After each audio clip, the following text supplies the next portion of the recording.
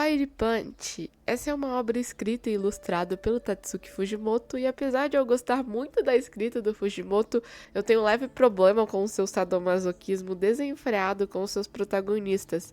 É inegável o fato que ele ama construir obras em cima de muita dor. Dentro da obra são trabalhados diversos temas. Uma coisa que o Fujimoto gosta de fazer é trabalhar temas bem delicados com uma grande pitada de sátira. É com certeza uma das minhas coisas favoritas do autor. E claro que vão ter spoilers nesse vídeo. Esse mangá ele é construído em um cenário completamente desolador, basicamente pós-apocalíptico, com um mundo coberto por neve. E dentro desse cenário nós temos os abençoados, que são ali pessoas que têm poderes mágicos. Cada abençoado tem uma benção única, podendo ser relacionada a fogo, eletricidade, regeneração e etc. Temos diversos personagens dentro da obra que são muito interessantes e eu vou citar apenas alguns. Começando com o protagonista.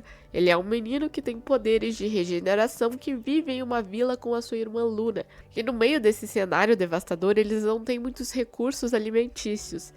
Então o Agni ele usa seus poderes de regeneração, cortando seus braços para servir de alimento para a vila e também para alimentar a si próprio e a sua irmã. Ele e a Luna, que é a irmã dele, eles têm uma relação muito esquisita. A Luna chega até em certo ponto sugerir que eles tenham um filho. O Agni, ele tem a sua moral questionada desde o começo pelo fato de comer carne humana, mesmo que essa carne humana seja a dele, ele ofereça por livre e espontânea vontade aos outros, ainda é algo muito bizarro. Comer carne humana, o canibalismo, pode sim ser visto como uma quebra da parte da humanidade que reside dentro de si. Essa quebra te arruma em uma corda muito bamba sobre moralidade e humanidade com si próprio e com os outros. Por exemplo, essa relação bizarra com a irmã. Eles já quebraram uma parte visceral da moral humana, o consumo de um semelhante da carne humana. Então, na cabeça deles, qual é a importância de quebrar mais uma parte da moral humana e da ética? Eu leio isso muito como uma metáfora de como ambientes extremos transformam atos considerados repugnantes como uma possibilidade. Um dia aparecem soldados de uma cidade chamada Berman, que querem os mantimentos da vila, mas eles acabam descobrindo que todos os moradores consomem carne humana. Então o líder deles, o Doma, acaba incendiando a cidade e as pessoas por completo. O Agni, mesmo depois de ser queimado, ele continuou vivo, porque ele tinha uma regeneração monstruosa, mas o corpo dele continuou pegando fogo. Depois de anos pegando fogo, ele meio que aprendeu a lidar com a dor e saiu em busca de vingança contra o Doma por ele ter ateado fogo na vila e matado a irmã dele. O Agni, ele é um personagem que conversa muito com questões de vingança, é realmente a resposta. O que a vingança trará para si próprio, além de mais dor e sofrimento? O Agni, ele é aquele ciclo destrutivo de vingar a todo custo. O mangá é basicamente a trajetória da criação do vilão perfeito, onde a natureza humana egoísta está mais presente que tudo. O Fujimoto traz essas questões de ambiguidade das questões morais do Agni desde o começo e continua instigando essa ambiguidade moral dele durante o mangá todo, instigando a sua dor, o seu sofrimento como válvula para destruir realmente o Agni. Em algum ponto da história, ele para de pegar fogo, e nesse ponto ele já tinha completado a vingança dele, então ele queria a todo custo ter a recompensa dele.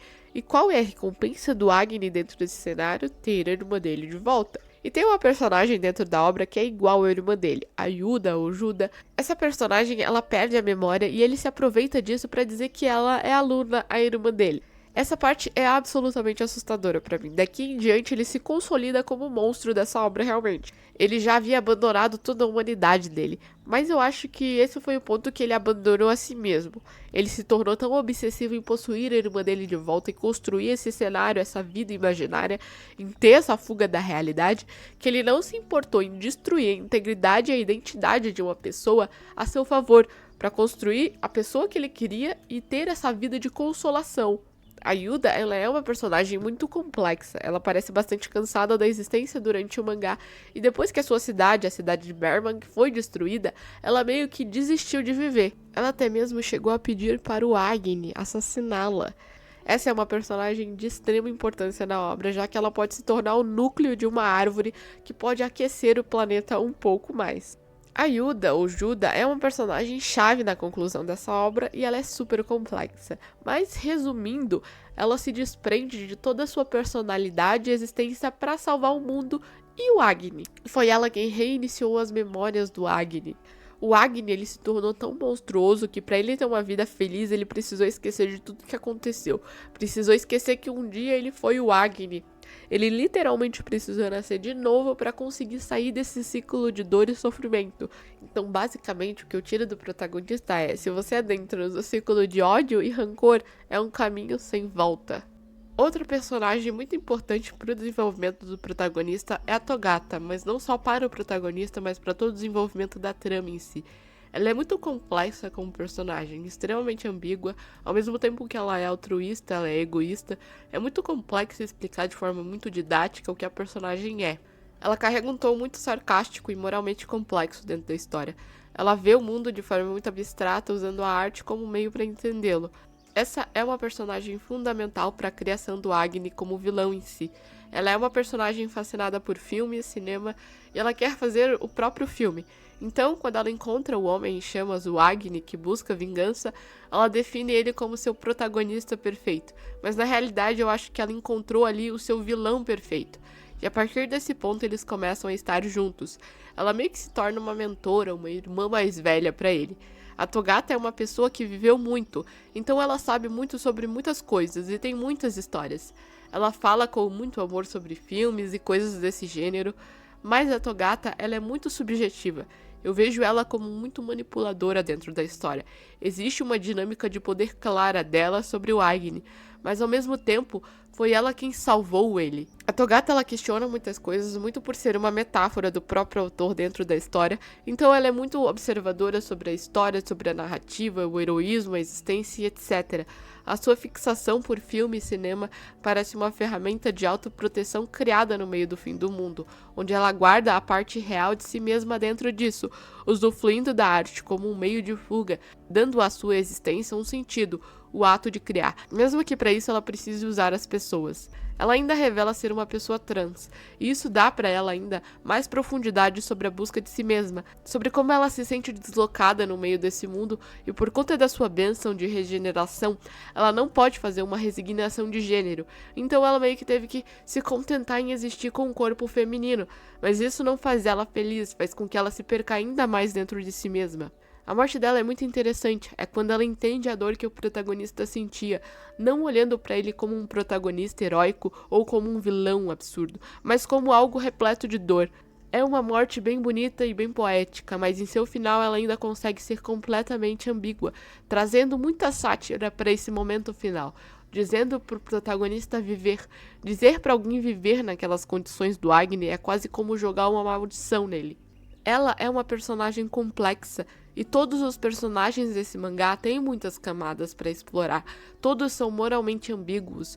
Basicamente, é o Fujimoto dizendo que todos nos tornamos moralmente confusos em momentos extremos. O Doma, ele é outro personagem muito importante para toda a trama da obra. Basicamente, ele é um dos pilares. Ele é o homem de quem o Agni quer se vingar. Ele é um homem mau que ateou fogo na vila do Agni.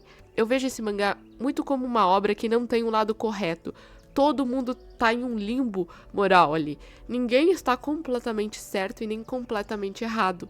Depois de muitos anos passados, o Agni e o Doma eles conversam, e esse encontro é muito interessante. Eles são pessoas com justiças diferentes. O Doma ele entende o que ele fez e pede até perdão por isso. Ele sabe que isso não apaga o que ele fez, mas ele está tentando se refazer da forma que ele acha correto. Para ele, ter incendiado a vila do Agni não foi algo realmente cruel, por considerar aquelas pessoas não humanas mais. Mesmo que a carne humana fosse dada pelo Agni de forma solidária, aquilo era algo que ia além dos limites aceitos pelo próprio Doma. Apesar de ser um cidadão da cidade de Bermang e de ter cometido diversas atrocidades, ele ainda carrega uma justiça própria. Ele acredita que o que falta no mundo é uma educação justa, e para ele o canibalismo faz as pessoas se tornarem monstros. Já que são tolas, quando perdessem o Agni como servidor de carne, usariam de outras pessoas para saciar essa vontade de sobrevivência. Ele agiu como a sua justiça determina, exterminando a vila do Agni. Ele traz a questão também de que a justiça do Agni é tão falha quanto a dele. Ele também matou milhares de pessoas. Nenhum deles é moralmente correto. Os dois são semelhantes, apesar de diferentes. Eu acho esse um personagem muito interessante. Eu gosto muito de como ele foi escrito e como a morte dele mostra o lado mais egoísta do Agni. Uma vingança baseada somente em causar a dor. É aquele sentimento clássico de vingança. Eu senti uma dor absurda e eu vou te fazer sentir uma dor semelhante à minha para saciar a minha vontade de te ver sofrer, não se importando com quem vai morrer no caminho e nessa trajetória de dor e sofrimento. Uma das coisas que eu mais achei interessantes e sarcásticas do autor é a parte do agnismo. As pessoas, depois de serem salvas pelo Agni, acabam olhando para ele como se ele fosse um deus e desenvolvendo uma religião em cima dele, rezando para ele e louvando ele. Essa é uma parte onde o autor diz de forma bem sarcástica que os humanos são criaturas falhas e delicadas, e tendem a tentar escapar da realidade se agarrando em ideias extremas. E não só isso, mas jogando a responsabilidade de sua sobrevivência e felicidade em coisas fora da compreensão humana, como um deus, esperando as coisas magicamente acontecerem. Porque é muito fácil culpar uma coisa que você não tem dimensão do que seja, do que culpar a si mesmo. Essa é uma parte muito interessante da obra, mostrando toda a fragilidade da mente humana diante de um ambiente extremo. Esse é um mangá repleto de muitas coisas, ele traz muitas questões humanas de como a humanidade se perde em meio ao abismo criado no caos, onde os conceitos morais e éticos deixam de existir. As pessoas usam do que podem para sobreviver, mesmo que para isso seja necessário escravizar milhares de pessoas e usar delas ao seu favorecimento.